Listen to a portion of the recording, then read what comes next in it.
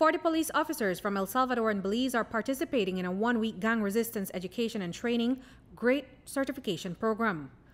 GREAT seeks to go into primary and high schools to teach young people how to stay away from gangs, violence, and drugs.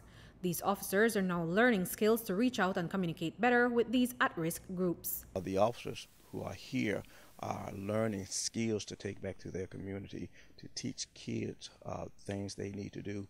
We found out in this training that a lot of our kids have issue with communication, and so we teach them communication skills. You know, how to be an active listener. A lot of times we find our kids, sometimes they don't want to listen, and when they don't listen, they miss a lot of the conversation. We talked about the importance of our verbal and a nonverbal skill matching. A part of the training focuses on decision making. The trained officers will help the youth they work with to make informed decisions. The program seeks not only to help young people to stay out of gangs, but to seek youth-friendly alternatives. Move on to other goals that you can set. We want them to know that it's important to learn how to stay away from gangs, and how do they do that? It's recognized that if someone is trying to get them involved in the game, some of the things that they can use, like saying no and blaming someone else because my mom don't want me to get involved in the game.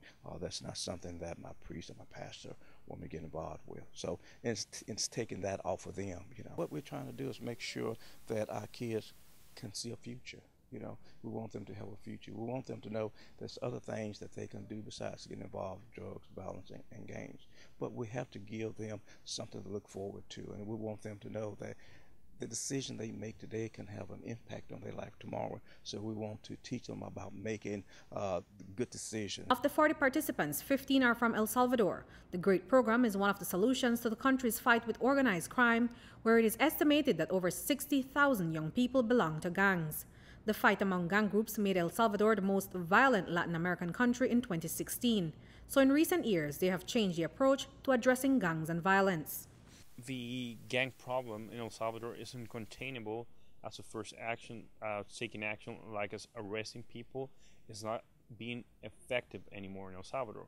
So we're looking for a different strategy, a different approach that's going to help us fight this. And this is prevention. That's exactly what GREAT does for us, because we reach the youth before they get involved into the gang activities. And that's the only the only way we have right now, because this isn't containable, this problem back in El Salvador. So the GREAT program is using a different method to get officers to connect with at-risk youth, an approach they believe that is working. We want to put them in that situation as a fifth grader. And this is the way we kind of desensitize officers, because a lot of times as police officers, you know, we want to come in and we want to take charge and we want to take over. So now we have to become vulnerable to our kids, you know, to let our kids know, hey, even though I have on this uniform, you know, I'm a mom, I'm a dad, you know, and I have kids also. And one thing about this training is that as officers who come through this training, they realize after they leave this training that they have some skills themselves that they didn't know they had, that they can go back and interact with their family differently. You know, it's great actually. Why? Because usually the police over there, we have like, how it works is that they're being aggressive, they're the law enforcing guys, and this course teach them how to interact with the children. You understand?